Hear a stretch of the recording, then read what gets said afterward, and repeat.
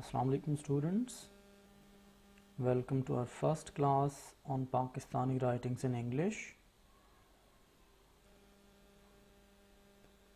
In today's lecture, I'll be introducing you to a few very important background aspects of the subject.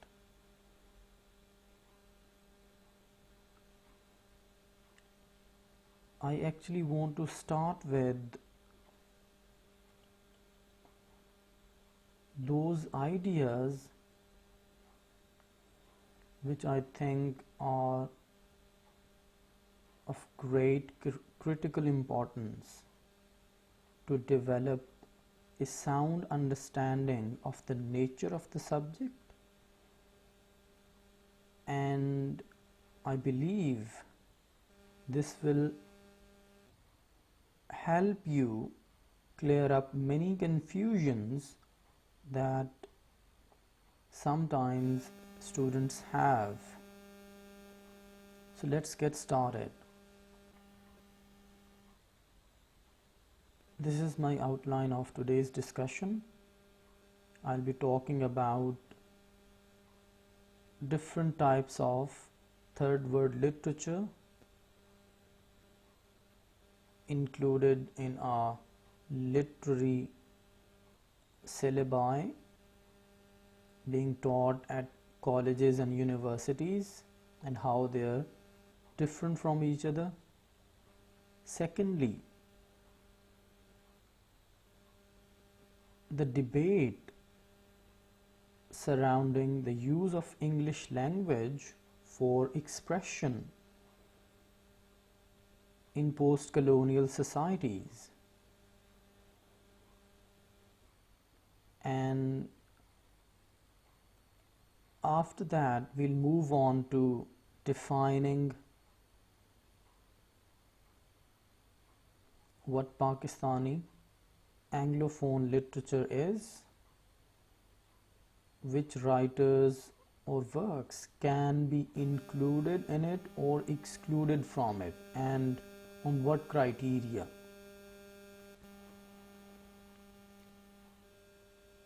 In the end, I'll be talking about Pakistani English novel. As I've just mentioned, we'll talk about the criteria on the basis of which we define Pakistani literature in English, and then its brief history of evolution of Pakistani English novel. In our next discussions, I also plan to talk about a brief history of Pakistani English literature in general too. And after that, obviously, I'll discuss some of its major themes. Now, at the beginning of the course, and this point is actually a clue for all of you to develop your comprehension from these two angles. I want to analyze Pakistani English novel as historical fiction, how it draws on history of national history and explores the life of this newly born country. And secondly, I'll be talking about the issue of communal representation as it is found in Pakistani Anglophone novel. Anglophone simply means novel, Pakistani novel that is written in English language. So as students of literature, English literature, we are not dealing with regional literature written in indigenous languages, although now translation studies include those indigenous writers who did not originally write in English, but their work, due to its artistic or any other aspect, has gained attention of the critics. It has been considered important, and hence it has been translated into English. Now this is the brief outline of our today's discussion. The first point, different types of third world literature included in our syllabi. So we have postcolonial literature, Commonwealth literature, Diasporic literature, Pakistani literature. Now sometimes the students are confused about what actually differentiates one of these titles from another. Do they overlap? Are there any significant differences between them? Let's try to understand this. Beginning with postcolonial literature.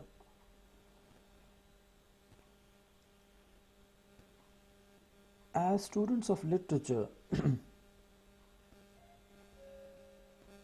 if you are familiar with the works of well-known and highly acclaimed critic Edward Said, and especially two of his works, Orientalism and Culture and Imperialism, you must understand that, simply speaking, postcolonial literature is the literature produced by the former colonies of Britishers in our context. And after decolonization, when these colonies gained independence and the colonizer had to leave, they reviewed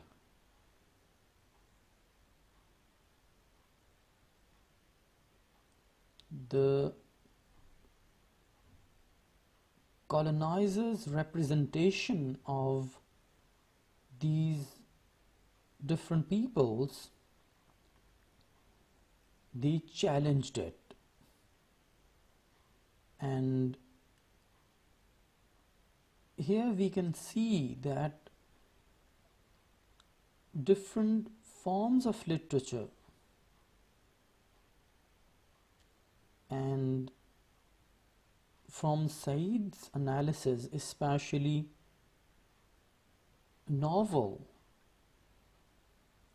played a huge role to not only embody colonial ethos, their values, their outlook on life, but also somehow justified this territorial occupation by representing these third world peoples as lesser human beings who were without civilization, living a barbaric life, and deserved to be ruled by the enlightened white. So simply speaking, there is a strong connection that we detect between literature and ideology. Different forms of literature might sound to an immature or superficial reader as simply forms of aesthetic pleasure. But for a mature reader, it is quite interesting and important to see how the very forms of literature actually embody a certain outlook on life, a certain ideology. So, there is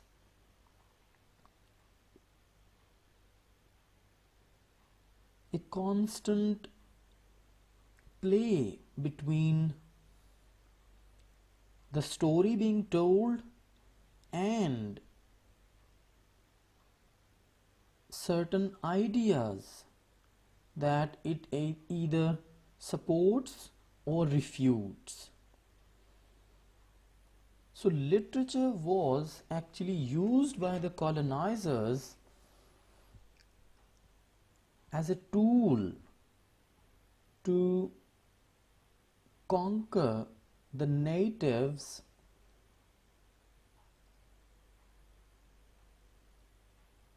through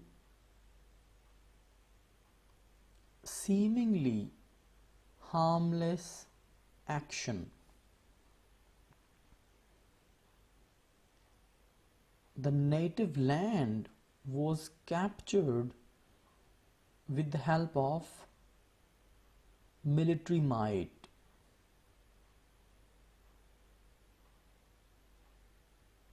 Political influence,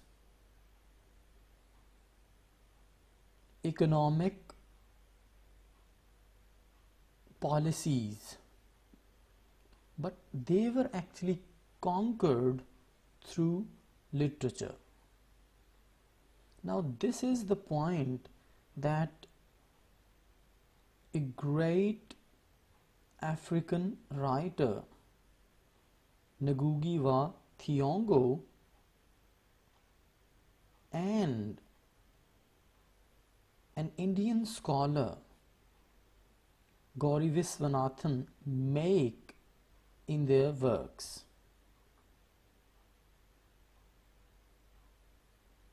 That literature played a huge role in conquering the natives, and this became a very influential tool because it did not involve any violence. Their minds were subjugated by imposing English literature on the natives. So this would be very interesting and very important for a student of literature to study not only Ngugi wa Thiong'o's work, but also at least one chapter from Gauri Viswanathan's book, which was actually her PhD thesis, Masks of Conquest. So the point here is that when the colonizers used literature as a tool to justify their rule and conquer the natives, after decolonization, the colonies used the same tool of literature to challenge and counter their derogatory representation by the colonizers. So in this sense, we can see that literature produced by the colonies can be called counter canon, challenging the narrative about the East, about the black, about the third world countries in general, rejecting their narrative through their literature by offering an insider's viewpoint on the native history, culture, and its different forms. And here a good example that Said discusses in his Introduction to Culture and Imperialism is the representation of the Africans in Joseph Conrad's Heart of Darkness. And it would be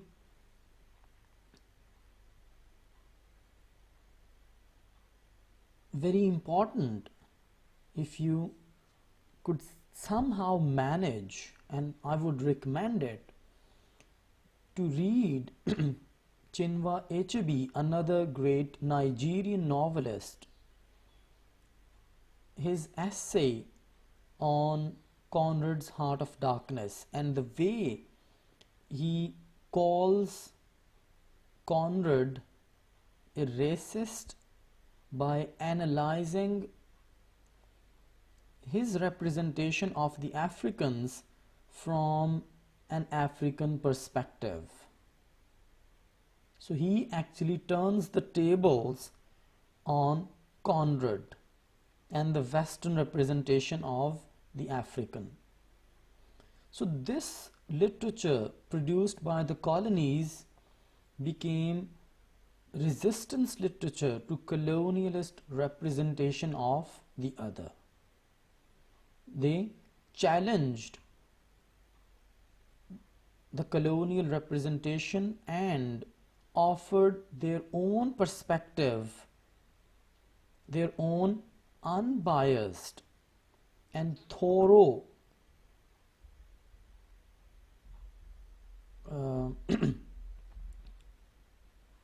viewpoint analysis of the native history and culture as we find in Chinua Achebe's Things Fall Apart. Moving on to the next point, Commonwealth literature. Simply speaking, literature which is produced by former colonies of Britain or those which are now members of the Commonwealth nations. Now, it is different from post-colonial literature because post-colonial literature is not confined to the literature of British colonies as Commonwealth literature is. Now, this definition, this title itself has been questioned and rejected by many writers, scholars and critics, because they argue that it is an inappropriate title for literature of former British colonies, because by giving their literature this title, you're still viewing them in relation to their previous status as colonies of Britain. So this sounds derogatory, that even after decolonization, they're still somehow being recognized in their relation to Britain as colonies. So what they actually recommend is that their literature should be recognized independently with reference to their own original native languages.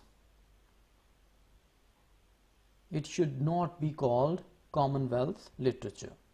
But since we have this title in our syllabi, I wanted to include it and discuss it so that you may have a sound understanding of what Commonwealth Literature is.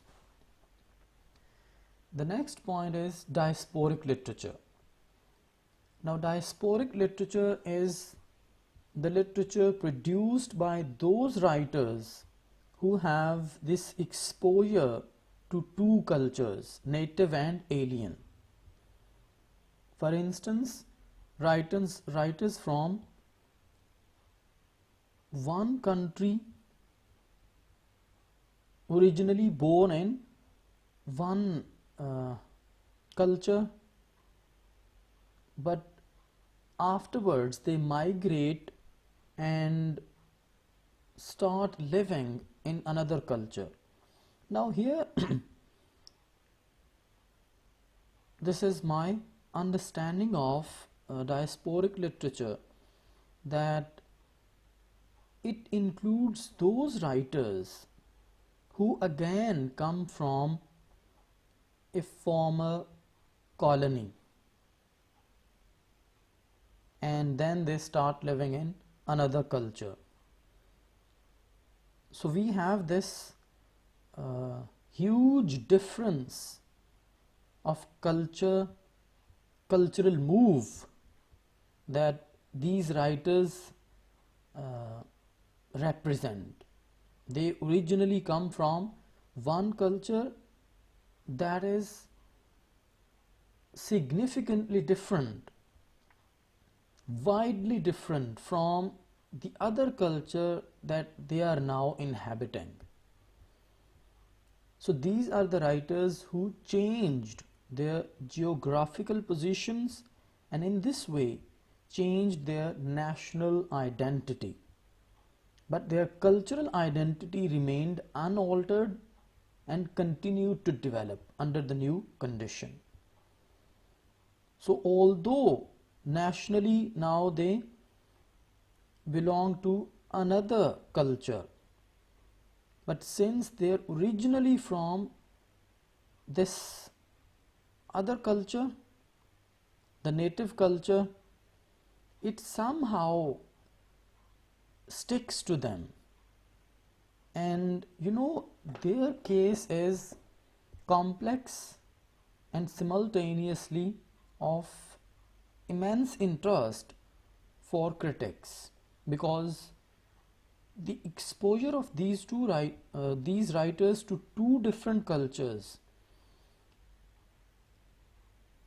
allows them to somehow exist in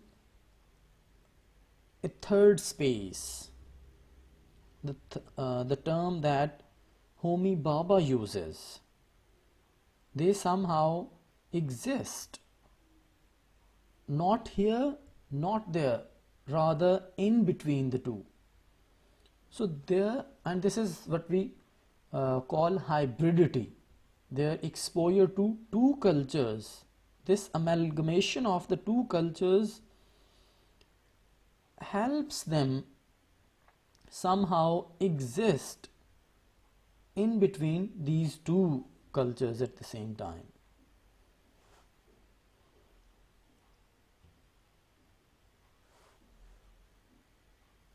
So I think for the time being, let's stop here, and after this brief discussion, I actually want you to go through through the different readings I've referenced in my discussion, and once you're done, we can resume our discussion where I left it off, and I'll also expect you to come up with your own ideas for the sake of healthy debate, and then we'll continue with our discussion and talk about many other ideas. So till our next session, it's goodbye from me. Allah Hafiz.